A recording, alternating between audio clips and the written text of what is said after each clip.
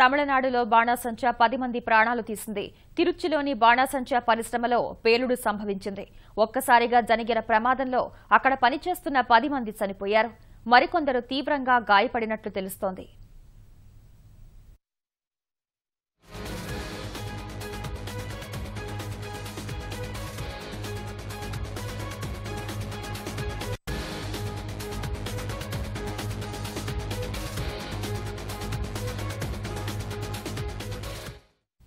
తమిళనాడులో బాణాసంచా 10 మంది ప్రాణాలు తీసింది.